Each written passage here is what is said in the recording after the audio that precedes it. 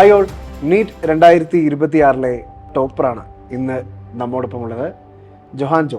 ഏറെ അഭിമാനത്തോടുകൂടി പറയട്ടെ, ഏറ്റവും മികച്ചൊരു സ്കോർ കരസ്ഥമാക്കിയാണ് കേരളത്തിൻ്റെ മുൻനിരയിൽ ഒരാളായി ജൊഹാൻ ഇന്ന് നിൽക്കുന്നത്. ജൊഹാൻ, നമ്മളെ കേട്ടുകൊണ്ടിരിക്കുന്ന ഒരുപാട് വിദ്യാർത്ഥികളുണ്ട് ആൻഡ് അവരുടെ പേരൻസ് ഉണ്ട്. ഏറ്റവും ആദ്യം അറിയാൻ ആഗ്രഹിക്കുന്നത് ഈ നീറ്റ് റിസൾട്ട് വന്നതിന് ശേഷമുള്ള ഒരു സന്തോഷത്തെക്കുറിച്ച് തന്നെയാണ്. എന്താണ് പറയാനുള്ളത്?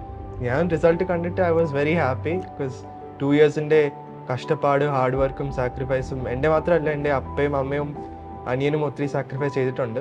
ഓക്കെ, പിന്നെ ഇറ്റ് വാസ് റിലീഫ് ആക്ച്വലി.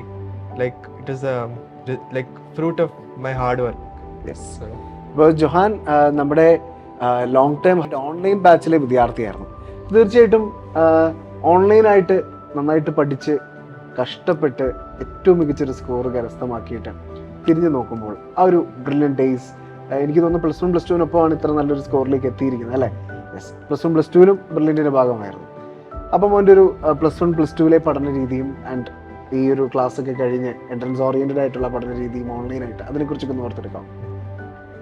ഞാൻ +1 ബ്രില്യൻറ്റ് ജോയിൻ ചെയ്തത്. From start only I was consistent focused. I was sure that I wanted to crack NEET. So I was not distracted. Like from day one I was studying for NEET only. Not studying for a model exam. For NEET only I was studying from start. And Brilliant model exams are very helpful for that. Okay, അത് വലിയൊരു കാര്യമാണ് കേട്ടോ. കാരണം ഒരു ദിവസത്തെ model എക്സാംസിന് വേണ്ടിയിട്ട് prepare ചെയ്യുക എന്നതല്ല ജൊഹാൻ ചെയ്തിരുന്നത്. അതായത് ജൂൺ 21 യഥാർത്ഥ റിയൽ നീറ്റിന് വേണ്ടിയിട്ടാണ് ജൊഹാൻ ഓരോ ദിവസത്തെയും മോഡൽ അറ്റൻഡ് ചെയ്തുകൊണ്ടിരുന്നത്. ബ്രില്യൻറ്റിലെ നമുക്കറിയാം മോഡൽ എക്സാംസ് ഒക്കെ നടന്നിരുന്ന സമയത്ത് ഇത്തവണ നീറ്റ് അഡ്വാൻസ്ഡ് മോഡൽ എക്സാംസ് എന്ന് പറഞ്ഞിട്ടൊരു സെഷൻ തന്നെ ഉണ്ടായിരുന്നു. എനിക്ക് തോന്നുന്നു ജൊഹാൻ്റെ വീട് ബാംഗ്ലൂരാണ്. ഇപ്പോൾ ബാംഗ്ലൂർ ഓഫ്ലൈൻ സെൻറ്റർ ബ്രില്യൻറ്റിനുണ്ടായിരുന്നു. ഓഫ്ലൈൻ സെൻറ്ററിലൊക്കെ വന്ന് എക്സാം എഴുതിയിരുന്നോ? ഞാൻ എഴുതിയിട്ടുണ്ട്. അതെങ്ങനെ ഹെൽപ്പ് ചെയ്തു? അത് ഒത്തിരി ഹെൽപ്ഫുൾ ആയിരുന്നു. ബിക്കോസ് ഈ നീറ്റ് അഡ്വാൻസ് എന്ന് പറഞ്ഞാൽ ഒത്തിരി ടഫ് ക്വസ്റ്റ്യൻസ്, ജെയിൻ്റെ കൂടുതലും ടഫ് ആയിരുന്നു. But because I have solve these, അത് നീറ്റ് ഹെൽപ്ഫുൾ ആയി. Because tough questions short duration solve ചെയ്യാൻ NEET advanced is very helpful. പിന്നെ ഈ ബയോയും line to line NCERT, I have not even seen these type of questions, പക്ഷേ ഒത്തിരി helpful ആയി. പിന്നെ ഈ ബാംഗ്ലൂരിൽ ഒരു സെൻറ്റർ ഉള്ളായിരുന്നു. But I went there, I made sure that എല്ലാ എക്സാമും ഞാൻ അറ്റംപ്റ്റ് ചെയ്തു ഈ ബ്രില്യൻറ്റിൻ്റെ ഓഫ്ലൈൻ സെൻറ്റർ. ഓക്കെ, ഇപ്പോൾ ബാംഗ്ലൂർ എക്സാം എഴുതുമ്പോൾ ഒരുപാട് കുട്ടികളൊക്കെ ഉണ്ടായിരുന്നോ? അത്യാവശ്യം 20-25 പിള്ളേർ ഉണ്ടായിരുന്നു. ഓക്കെ, ജൊഹാൻ, നീറ്റിൽ ഇത്ര വലിയൊരു സ്കോർ കരസ്ഥമാക്കുന്നു ആൻഡ് ഇത്ര നല്ലൊരു റാങ്കിലേക്ക് എത്തുന്നു. എന്താണെങ്കിലും ഒരു ലക്ഷ്യം ഉണ്ടായിരിക്കും, അത് പീക്ക് തന്നെ ആയിരിക്കും. എവിടെ പഠിക്കാൻ ആഗ്രഹിക്കുന്നത്? ഞാൻ ആഗ്രഹിക്കുന്ന എയിംസ് ഡൽഹിയിൽ പഠിക്കാനാണ്.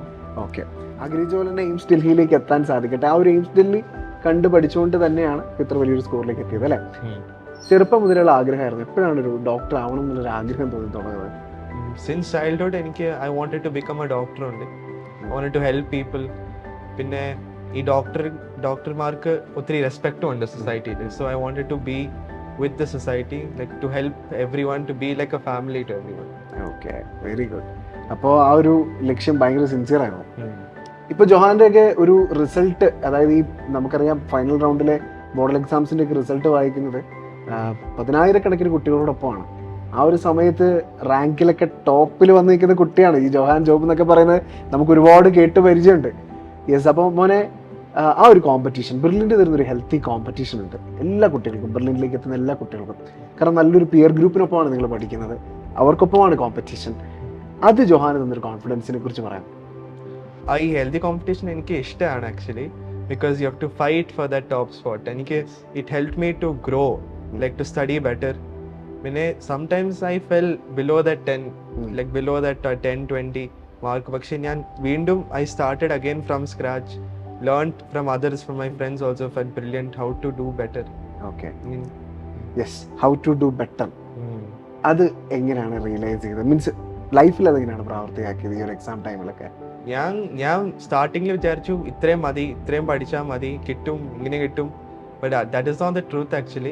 You have to do something which no one else has done. That is what I learned. So little, like half an hour extra, ഈ ടെക്സ്റ്റ് ബുക്കിൻ്റെ സ്റ്റാർട്ടിങ്ങും എൻഡിങ്ങും സമ്മറി അതെല്ലാം വായിക്കും. That is benefit. ഇപ്പോൾ തീർച്ചയായിട്ടും എല്ലാവരും അറിയാൻ ആഗ്രഹിക്കുന്ന ഒരു കാര്യമുണ്ട്, കേരള ടോപ്പറുടെ ഒരു പഠന രീതി എങ്ങനെയായിരുന്നു എന്നുള്ളത്. എത്ര സമയം പഠിക്കും, സബ്ജക്റ്റ് വൈസ് ഏതിനൊക്കെയാണ് ഇമ്പോർട്ടൻസ് കൊടുത്തിരുന്നത്, ഏതാണ് ഈസി ആയിട്ടുള്ള സബ്ജക്റ്റ്, ഏതാണ് പാടായിട്ടുള്ള സബ്ജക്റ്റ്, ഇതിനൊക്കെ എന്താണ് ജോഹാൻ പറയാനുള്ളത്? I am not a time table person. എനിക്ക് അങ്ങനെ അലോട്ടഡ് ടൈം ഒന്നും ഇല്ല. പക്ഷെ ഞാൻ ഇഫ് ഐ സിറ്റ് ഡൗൺ ഞാൻ ഫുൾ തീർത്തിട്ടേ എണീക്കുള്ളൂ. ഓക്കെ. സോ ഫസ്റ്റ് ഞാൻ വീട്ടിലെത്തി കഴിഞ്ഞിട്ട് I take a small break. പിന്നെ ഡയറക്ട്ലി ആ ദിവസത്തെ വാട്ട് എവർ ദേ ടോട്ട് ഞാൻ അത് തീർക്കും. ഓക്കെ. അതായത് എപ്പോഴും സ്കൂൾ കഴിയുന്ന ജോഹാന? സ്കൂൾ 12 o'clock കഴിയും. പിന്നെ കോച്ചിങ് ഉണ്ടാവും. അത് കഴിഞ്ഞിട്ട് I reach home by 6 o'clock. അപ്പൊ അതായത് 6 o'clock മുതൽ പഠിക്കാനിരിക്കുകയാണ്. പ്രത്യേക ടൈമിങ്ങോ കാര്യങ്ങളോ ഒന്നുമില്ല. എപ്പം എത്ര നേരം പഠിക്കുന്നു, അതായത് ഒരു ഗോൾ ഉണ്ടാവും, അത് എപ്പോൾ കവർ ചെയ്യുന്നു അതുവരെ ഇരുന്ന് കംപ്ലീറ്റ്ലി പഠിക്കുന്നു. എന്നിട്ട് also at the end of every week ഞാൻ ഫുൾ വീക്കിന്റെ എല്ലാം subjects I will revise. So first I do bio ഞാൻ ചാപ്റ്റർ 1-2 പ്രാവശ്യം വായിക്കും. പിന്നെ I go directly to questions. എല്ലാം ആ ചാപ്റ്ററിന്റെ എല്ലാ ക്വസ്റ്റ്യൻസും മോഡ്യൂളും സ്റ്റഡി മെറ്റീരിയൽ എല്ലാം കംപ്ലീറ്റ് ചെയ്യും. ദെൻ ഐ വിൽ ഗോ ഫിസിക്സും കെമും ഫസ്റ്റ് NCERT, ഓൾവേസ് NCERT വായിക്കും. പിന്നെ I do questions for 1 or 2 hours. പിന്നെ I go again back to bio. ഏതായിരുന്നു ഏറ്റവും ഈസി ആയിട്ടുള്ള സബ്ജക്ട്, ഏറ്റവും ഹാർഡ് ആയിട്ടുള്ള സബ്ജക്ട്? ബയോ എനിക്ക് ഐ ലവ് ബയോ, സോ അത് ഈസി ആയിട്ട് വരും. Physics is very logical. എന്റെ മൈൻഡും അങ്ങനെ ലോജിക്കൽ ആണ്. സോ എനിക്ക് ഫിസിക്സും ഈസി ആയിട്ട് വന്നു. Chem was very tough. Chem ഇൻഓർഗാനിക്കും ഇതെല്ലാം റിയാക്ഷൻസും അടിക്കാൻ ഇറ്റ് വാസ് ടഫ്. ബട്ട് ഞാൻ അങ്ങനെയോ ചെയ്തു. ഓക്കെ. ഒരു കാര്യം പ്രത്യേകം ശ്രദ്ധിക്കണം, എല്ലാവരും കോമൺ ആയിട്ട് പറയാറുള്ള കാര്യമാണ് ഫിസിക്സ് ആണ് ഏറ്റവും കൂടുതൽ നീറ്റിന് പ്രിപ്പയർ ചെയ്യുമ്പോൾ ടഫ് എന്ന്. അത് ഭയങ്കര ഈസി ആയിരുന്നു എന്ന് പറഞ്ഞു. അപ്പോൾ തീർച്ചയായിട്ടും എന്തുകൊണ്ട് അത് ഈസി ആയി എന്നുള്ളതിനൊരു അല്ല, എല്ലാം ഫിസിക്സ് ക്വസ്റ്റ്യൻ ഒരു ടെക്നീക്ക് ഉണ്ട്. Like it's always step by step. ഒന്നും അങ്ങനെ മെമ്മറൈസ് ചെയ്യാൻ ഒന്നും ഇല്ല. So it's you can easily understand physics കോൺസെപ്റ്റ്സും ഈ ഫോർമുലയും എല്ലാം ഇറ്റ്സ് അണ്ടർസ്റ്റാൻഡബിൾ. അതുകൊണ്ട് മനസ്സിലാക്കി പഠിക്കുക അല്ലേ? യെസ്. ജോഹാൻ, ഒരു ഇപ്പൊ റിപ്പീറ്റർ ആയിക്കോട്ടെ, അല്ലെങ്കിൽ +1 +2 ഇന്റഗ്രേറ്റഡ് ബാച്ചിൽ നീറ്റിന് പ്രിപ്പയർ ചെയ്യുന്ന കുട്ടികളാവട്ടെ, അവരുടെ ഒരു ത്രൂ ഔട്ട് ജേർണിയിൽ പഠിക്കുന്ന കാര്യങ്ങൾ മൈൻഡിൽ നിൽക്കുന്നില്ല, മറന്നു പോകാന്നൊക്കെ പറയുന്ന, അല്ലെങ്കിൽ ചില സില്ലി മിസ്റ്റേക്സ് ഒക്കെ വരുത്താന്നൊക്കെ പറയുന്ന ആളുകളൊക്കെ ഉണ്ട്, മറന്നു പോയതുകൊണ്ട്. അവരോട് എന്താണ് ജോഹാന് പറയാൻ പറ്റുന്ന ഒരു മെമ്മറി ടിപ്പ്? ഞാൻ വായിക്കുമ്പോൾ I make short notes A4 ഷീറ്റിലോ ബുക്കിലോ. ബിക്കോസ് എഴുതുമ്പോഴാണ് when we really focus. Like my mind can be drifted while writing. So I always write the points which I tend to forget. So that will help me. പിന്നെ ഞാൻ sticky notes ഉണ്ടാക്കും. I'll stick it on the cupboard or ഡോറിൻ്റെ അവിടെയും. So ഞാൻ വാക്ക് ചെയ്യുമ്പോൾ I'll just see it, പിന്നെ I'll remember it. That will help me to remember. പിന്നെ ഞാൻ എല്ലാ പ്രാവശ്യം എക്സാം കഴിഞ്ഞിട്ട് I'll see the mistakes which I made. പിന്നെ വേറെ മിസ്റ്റേക്ക് ബുക്കും ഉണ്ടാക്കും, എറർ അനാലിസിസ് ബുക്കും. ജോഹാൻ ഈ ഒരു വലിയ സക്സസ്സിലേക്ക് എത്തി നിൽക്കുമ്പോൾ ജോഹാന്റെ സന്തോഷത്തെക്കാൾ ഒരുപടി മുകളിലാണ് ബ്രില്യൻറ്റിൻ്റെ സന്തോഷം എന്ന് പറയുന്നത്. കാരണം നിങ്ങളിലൂടെയാണ് ശരിക്കും ബ്രില്യൻ്റ് ആവുന്നത്, ബ്രില്യൻ്റ് സ്റ്റുഡൻസിലൂടെയാണ് ബ്രില്യൻ്റ് ആവുന്നത്. അപ്പോൾ തീർച്ചയായിട്ടും ജോഹാൻ ഈ ഒരു റിസൾട്ടിലേക്ക് എത്താൻ ഫൈനലൈസ് ചെയ്ത എൻട്രൻസ് സ്ഥാപനം എന്ന് പറയുന്നത് ബ്രില്യൻ്റ് ആയിരുന്നു. Y brilliant? ആരാണ് ചൂസ് ചെയ്തത്? I have heard from my mother, Brilliant is the best. Brilliant best തന്നെയാണ് കേരളത്തിൽ. ഞാൻ റാങ്ക്സ് കാണുമ്പം ബ്രില്യൻറ്റിന്റെ പേരാ യൂഷ്വലി ന്യൂസ് പേപ്പറിൽ വരുന്നത്. So I knew that Brilliant I could trust. So ഞാൻ ജോയിൻ ചെയ്തപ്പം I was more sure, because എൻ്റെ teacher Rajitha ma'am and other teachers like Arun sir എല്ലാം ഹെൽപ്ഫുൾ ആയിരുന്നു from starting only. They tell me like call me, know what I am doing, help me, give advice, ടിപ്സും. So Brilliant very helpful. അപ്പോൾ ബ്രില്യൻറ്റിന്റെ ഈ continuous ആയിട്ടുള്ള ഒരു result തന്നെയാണ് ജോഹാനെ inspire ചെയ്തത് അല്ലേ? ഈ ബ്രില്യൻറ്റിലെ ഒരുപാട് ടോപ്പേഴ്സിന്റെ ടോക്ക് ഒക്കെ നമ്മുടെ ചാനലുകളിലൊക്കെ വരാറുണ്ട്, കണ്ടിട്ടുണ്ടോ? കേട്ടിട്ടുണ്ട്. അത് ഇൻസ്പയറിംഗ് ആയിരുന്നു. Very inspiring. Like to know that ഈ നോർമൽ പീപ്പിളും ഇത്രയും വലിയ സ്ഥാനത്തിൽ എത്താൻ പറ്റുന്ന brilliant only taught me. Yes. അതുപോലെ ജോഹാൻ, നമ്മുടെ ബോർഡ് പ്രിപ്പറേഷനും അതുപോലെ തന്നെ നീറ്റ് പ്രിപ്പറേഷനും ഒരുപോലെ കൊണ്ടുപോകുക എന്ന് പറയുന്നത് ഈസി ആയിരുന്നു. ആ ഒരു ജേർണി ഒന്ന് ഓർത്തെടുക്കാം. എനിക്ക് ഈസി ആയിരുന്നു. ഞാൻ CBSE പഠിച്ചത്. Because the syllabus is same. എനിക്ക് it was like helping each other. Whatever I learn in coaching I could use in ബോർഡിൽ പഠിപ്പിക്കുന്ന I could use in coaching. So both fortified each other. പിന്നെ ഈ CBSE you study some things which coaching doesn't teach necessarily. അങ്ങനെ you learn few tips and tricks to connect few dots. So എനിക്ക് easy ആയിരുന്നു. ബോർഡിൽ എത്ര mark ഉണ്ടായിരുന്നു plus ടുവിൽ? ബോർഡിൽ എനിക്ക് 98.4%. ഓ, ഇപ്പോൾ എത്ര മാത്രം മിടുക്കനായിട്ടാണ് സ്കൂളിലെ പെർഫോമൻസിലും മുന്നിൽ നിന്നിരുന്നത് എന്നുള്ളത് നമുക്ക് ക്ലിയർ ആയി. ആൻഡ് ഇപ്പോൾ പഠിക്കുന്ന സമയത്തൊക്കെ സ്വാഭാവികമായിട്ട് കുട്ടികൾ പറഞ്ഞ് കേൾക്കാറുണ്ട്, ചിലപ്പോൾ ഒരു ചെറിയ ടയർഡ്നെസ് വരാം, അല്ലെങ്കിൽ ഒരു ചെറിയ ഡിസ്ട്രാക്ഷൻസ് ഒക്കെ വരാം. ജൊഹാൻ എങ്ങനെയാണ് ഇതിനെയൊക്കെ മറികടന്നത്?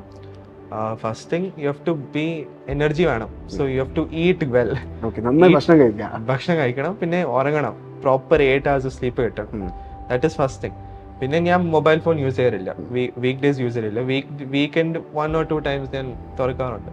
But that is a main thing. No mobile phone, പിന്നെ എനർജിയും സ്ലീപ്പ്. പിന്നെ if you are feeling tired, break എടുക്കുക, 15-20 minutes ബ്രേക്ക് എടുക്കുക. ഡു യുവർ ഹോബീസ്, പുറത്ത് പോകും, just cycle or walk for some time, പിന്നെ come back to study. Okay, അങ്ങനെയായിരുന്നു ജൊഹാൻ്റെ ഒരു ഡേ, എൻ്റെ റുട്ടീൻ. ഓക്കെ, അപ്പോൾ ഏർലി മോർണിംഗ് ആയിരുന്നു പഠിക്കാൻ ഇഷ്ടം, അതോ ലേറ്റ് നൈറ്റ്? എങ്ങനെയായിരുന്നു ജൊഹാൻ്റെ ഒരു? യൂഷ്വലി ഞാൻ ലേറ്റ് നൈറ്റ് പഠിക്കുന്നത്, മാക്സിമം 11 വരെ പഠിക്കും. Okay, but I feel better I study at night. Okay, അങ്ങനെയായിരുന്നു. ഓരോരുത്തർക്കും ഓരോ രീതിയാണ് അല്ലേ? ബ്രില്യൻറ്റിലെ കുട്ടികളെയും പേരൻസിനെയും സംബന്ധിച്ചിടത്തോളം നമുക്കറിയാം, ഈ മോഡൽ എക്സാംസിൻ്റെ ഒക്കെ ടൈമിൽ ടോപ്പ് 5 എപ്പോഴും ഇടം പിടിക്കുന്ന ഒരു വിദ്യാർത്ഥിയാണ് ജൊഹാൻ. അപ്പോൾ ഇത്തവണയാണെങ്കിൽ പോലും റിസൾട്ട് വരുമ്പോൾ ജൊഹാൻ മുന്നിലുണ്ടാവും എന്നുള്ള കാര്യം ബ്രില്യൻറ്റിനെ സംബന്ധിച്ചിടത്തോളം ബ്രില്യൻറ്റിൽ എല്ലാവർക്കും തന്നെ അറിയാവുന്ന ഒരു കാര്യമാണ്. അപ്പോൾ തീർച്ചയായിട്ടും ആ ഒരു ടോപ്പ് 5 വരിക. അപ്പോൾ എല്ലാ കുട്ടികൾക്കും ചിലപ്പോൾ റാങ്കിൻ്റെ കാര്യത്തിൽ ചെറിയ വേരിയേഷൻസ് ഒക്കെ വരുമ്പോൾ ചെറിയൊരു ടെൻഷനൊക്കെ ഉണ്ടാവാറുണ്ട്. ടോപ്പ് റാങ്ക് ആണെങ്കിൽ പോലും ഒരു 5th റാങ്കിലും 6th ലേക്കും ഒക്കെ വരുന്ന സമയത്ത് മേ ബി ജൊഹാനും തോന്നും, എന്തുകൊണ്ട് എനിക്ക് ഈ എക്സാമിൽ ഇങ്ങനെ സംഭവിച്ചു, അതിനെ ബീറ്റ് ചെയ്ത് മുന്നിൽ വരണം എന്നുള്ളൊരു ഹെൽത്തി മെൻറ്റാലിറ്റി ജൊഹാന് ക്രിയേറ്റ് ചെയ്തെടുക്കാൻ പറ്റിയതിൽ, അല്ലെങ്കിൽ അതിനെ ഒന്ന് ഓർത്തെടുക്കോ? സാർ പറഞ്ഞ പോലെ usually I was in top 5, പക്ഷേ കുറച്ച് പ്രാവശ്യം സംടൈംസ് ദാറ്റ് കൺസിസ്റ്റൻസി പോകും, I will fall. But then I have to realise എവിടെയാ റോങ് ആയിട്ട് പോയത്. വാസ് ഇറ്റ് ടൈം മാനേജ്മെന്റ്, പേടി കൊണ്ടാണോ, or did I forget, did I miss something, or did I like fear that എനിക്ക് ഇത് പറ്റില്ല എന്ന്.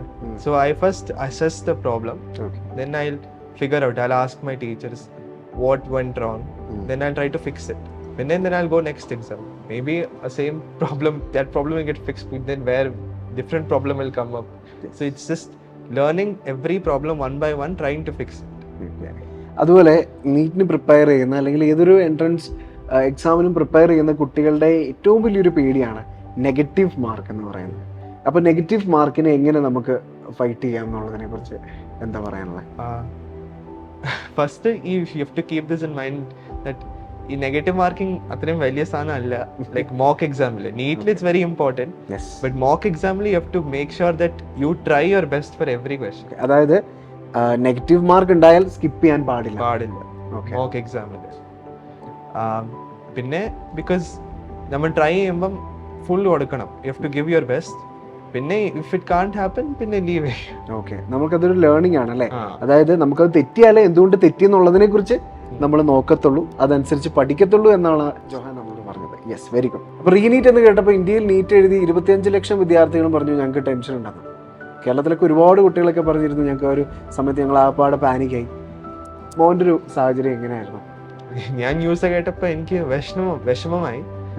ഈശോയുടെ മുമ്പിൽ നിന്ന് വൈ ഇങ്ങനെ പ്രാർത്ഥിച്ചു, കർത്താവ് എന്തിനാ എനിക്ക് ഇങ്ങനെ ഒരു സാഹചര്യത്തിലൂടെ കടത്തി വിട്ടു അല്ലേ? എന്നിട്ട് എനിക്ക് I realise this for the best only. Maybe അടുത്ത പ്രാവശ്യം I can do even better. Maybe it's an opportunity to do something which I couldn't do before. Okay, yes, everything happens for a good reason എന്നൊക്കെ പറയുന്ന പോലെ അല്ലേ? അപ്പോൾ finally അങ്ങനെ ശുഭപ്രതീക്ഷയോടുകൂടി തന്നെ മുന്നോട്ട് പോയി, ആത്മവിശ്വാസം കൈവിട്ടില്ല, നന്നായിട്ട് പഠിച്ചു. ഇപ്പോൾ ജൊഹാൻ എന്ന പേര് കേരളത്തിലുടനീളം പത്രമാധ്യമങ്ങളിലും ദൃശ്യമാധ്യമങ്ങളിലും ഒക്കെ നിറഞ്ഞു നിൽക്കുന്നൊരു കാഴ്ചയ്ക്കാണ് നമ്മൾ സാക്ഷ്യം വഹിക്കുന്നത്. ഈ ഒരു എൻട്രൻസ് ജേർണിയിൽ ബ്രില്യൻറ്റ് ചൂസ് ചെയ്തു, അത് ഭയങ്കര റൈറ്റ് ഡിസിഷൻ ആയിരുന്നു. ആൻഡ് നിങ്ങളെ ബ്രില്യൻറ്റിൽ ഹെൽപ്പ് ചെയ്ത ഒരുപാട് ഘടകങ്ങളുണ്ട്. ബ്രില്യൻറ്റിലെ ഫാക്കൽറ്റീസ്, മെൻറ്റേഴ്സ്, ആ ഒരു എപ്പോഴും പറയാനുണ്ട് ടോപ്പ് നോച്ച് ഫാക്കൽറ്റീസ് ആണ് ബ്രില്യൻറ്റിലുള്ളത്. അത് ബാംഗ്ലൂരിൽ നിന്ന് തിരിച്ചറിഞ്ഞ ജൊഹാൻ എന്താണ് പറയാനുള്ളത്? അത് ട്രൂ സ്റ്റേറ്റ്മെന്റ്, സത്യമാണ്. Teachers very good.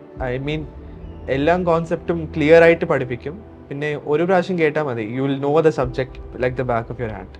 ഓക്കെ, എനിക്ക് തോന്നുന്നു ജൊഹാൻ ഇംഗ്ലീഷ് ബാച്ച് ആയിരുന്നു അല്ലേ? ആണ്. അപ്പോൾ ബ്രില്യൻറ്റിൻ്റെ ഒരു ഇംഗ്ലീഷ് ബാച്ച് ഒക്കെ എങ്ങനെയുണ്ട്? ഞാൻ 9th I was in Malayalam batch, but English batch when I joined, I understood that brilliant teachers are fluent in both. Like they know to teach as well as in English as in Malayalam. Yes. Johan success എന്ന് പറഞ്ഞു കഴിഞ്ഞാൽ ശരിക്കും ഒന്നുകൂടെ ജൊഹാനോട് സംസാരിച്ചപ്പോൾ എനിക്ക് മനസ്സിലായത് success എന്ന് പറഞ്ഞ ഒരൊറ്റ ദിവസം കൊണ്ട് നേടാൻ പറ്റുന്ന ഒരു കാര്യമല്ല. അതിന് അതിൻ്റെതായ ഒരു കൺസിസ്റ്റൻസി ഉണ്ട്. നമ്മൾ നന്നായിട്ട് വർക്ക് ചെയ്യണം, എങ്കിൽ മാത്രമേ നമുക്ക് ആ ഒരു ഈ പറഞ്ഞ സക്സസ്സിലേക്ക് എത്താൻ പറ്റത്തുള്ളൂ. അത് മാത്രമല്ല, ഇതിനുവേണ്ടിയൊക്കെ നമ്മൾ സാക്രിഫൈസ് ചെയ്യണം എന്നൊക്കെ ഒരുപാട് കുട്ടികൾ പറയാറുണ്ട്. പക്ഷേ ജൊഹാനോട് സംസാരിച്ചപ്പോൾ എനിക്ക് മനസ്സിലായത് ജൊഹാൻ അങ്ങനെ ഒരു സാക്രിഫൈസ് ഒന്നും ചെയ്തിട്ടില്ല. ജൊഹാൻ എന്തൊക്കെയാണോ ജൊഹാൻ്റെ ഡെയിലി റൊട്ടീൻ അത് അതേപടി കീപ്പ് ചെയ്ത് അതിൻ്റെ കൂടെ പഠനവും കൊണ്ടുപോയി സക്സസ്സിലേക്ക് എത്തിയ ഒരാളാണ്. അത് ഭയങ്കര ഒരു കാര്യമാണ് കേട്ടോ. കാരണം എനിക്ക് തോന്നുന്നു ജൊഹാൻ്റെ എക്സ്ട്രാ കരിക്കുലർ ആക്ടിവിറ്റീസ് ഒക്കെ പറയുന്നത് എന്തൊക്കെയായിരിക്കും? ഞാൻ ഗിറ്റാർ പ്ലേ ചെയ്യും, കീബോർഡും പ്ലേ ചെയ്യും ബൈ ടൈം ടു ടൈം. ഞാൻ ബാസ്കറ്റ്ബോൾ പ്ലേ ചെയ്യും, സ്വിമ്മും ചെയ്യും, പിന്നെ സൈക്കിൾ കുറച്ച് സമയം കിട്ടുമ്പോൾ സൈക്കിൾ ചെയ്യും, പുറത്ത് നടക്കും, നോവൽസും വായിക്കും. എല്ലാ കാര്യങ്ങളും ഈ നീറ്റ് ജേർണിയിലും കൂടെ ഉണ്ടായിരുന്നു, ഒന്നും മാറ്റി നിർത്തിയിട്ടില്ല. ജൊഹാന്റെ ഏറ്റവും വലിയൊരു ആഗ്രഹം എന്ന് പറയുന്നത് നീറ്റ് 2026 നല്ലൊരു സ്കോർ കരസ്ഥമാക്കി രാജ്യത്തെ ഏറ്റവും പ്രീമിയർ ഇൻസ്റ്റിറ്റ്യൂട്ടുകളിൽ ഒന്നായ എയിംസ് ഡൽഹിയിൽ അഡ്മിഷൻ നേടണമെന്നതായിരുന്നു. യെസ്, ഫൈനലി അത് നേടാൻ പ്രാപ്തിയുള്ള നല്ലൊരു സ്കോർ കരസ്ഥമാക്കിയാണ് ജൊഹാൻ ഇന്ന് നമ്മുടെ മുന്നിൽ നിൽക്കുന്നത്. അപ്പോൾ ജൊഹാൻ എല്ലാവിധ ആശംസകളും. ജൊഹാൻ ആഗ്രഹിച്ചതുപോലെ തന്നെ ജൊഹാന് എയിംസ് ഡൽഹിയിൽ തന്നെ അഡ്മിഷൻ നേടാൻ സാധിക്കട്ടെ എന്ന് ആത്മാർത്ഥമായി ആശംസിക്കുന്നു. Thank you. Brilliant Study Center, India's #1 coaching center for NEET and JEE.